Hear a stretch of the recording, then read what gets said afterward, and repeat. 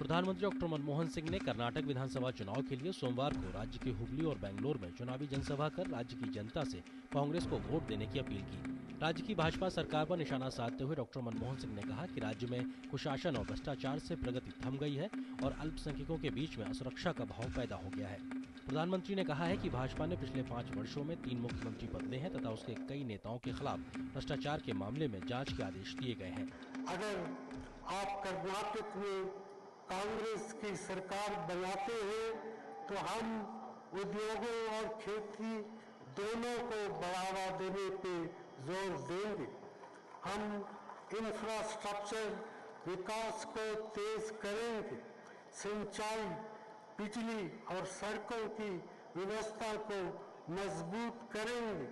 हम कर्नाटक को एक बार फिर देश के सबसे विकासशील राज्यों में से एक बनाएंगे। The Prime Minister targeted the ruling BJP on issues of corruption, the lack of infrastructure development and basic necessities ranging from water to power. He also announced a list of goodies ranging from the extension of an LNG pipeline from Dabhol to Hubli, new road projects and a special status to remove regional disparities in the area. CPM polit bureau सदस्य वृंदा करात ने कांग्रेस और भाजपा दोनों पर भ्रष्टाचार का आरोप लगाया है। मंड्या में विधानसभा चुनाव के लिए प्रचार करते हुए वृंदा करात ने कहा कि दोनों ही पार्टियों ने राज्य में जाति और धन की राजनीति को बढ़ावा देकर लोकतांत्रिक मूल्यों में गिरावट पैदा की है। These mainstream parties, BJP and Congress, are both using caste. On the one side caste, on the other side money. This is what is happening in Karnataka elections. Therefore, an ordinary person who represents democratic values, they have no space in the kind of politics which is developing in Karnataka. Bhajpa अध्यक्ष राजनाथ सिंह ने कहा है कि party भ्रष्टाचार के मुद्दे पर किसी तरह का समझौता नहीं करेगी। कर्नाटक के बीदर में चुनावी जनसभा में बोलते हुए राजनाथ सिंह ने कहा कि पार्टी ने येदियुरप्पा पर मुख्यमंत्री रहते हुए कभी भी भ्रष्टाचार के आरोप नहीं लगाए। येदियुरप्पा को खनन मामले में लोकायुक्त की रिपोर्ट आने के बाद ही पद छोड़ने के लिए कहा गया था। येदियुरप्पा जी पर भाजपा ने कोई आरोप नहीं लगाया था। हमने येदियुरप्पा जी पर आरोप नहीं लगाया था, लोकायुक्त ने आरोप लगाया था और चार्जशीट दाखिल कराई थी।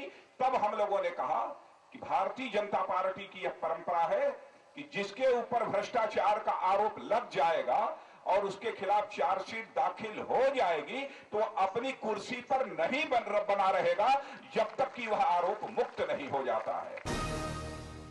गुजरात के मुख्यमंत्री नरेंद्र मोदी ने रविवार को बेंगलोर में चुनावी सभा कर कर्नाटक में भाजपा को एक बार फिर से सत्ता की कमान सौंपने की अपील की।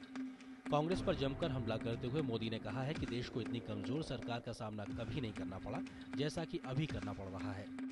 इतनी बड़ी ताकतवर सरकारें दिल्ली में बैठी है, क्या दिल्ली सुरक्षित है?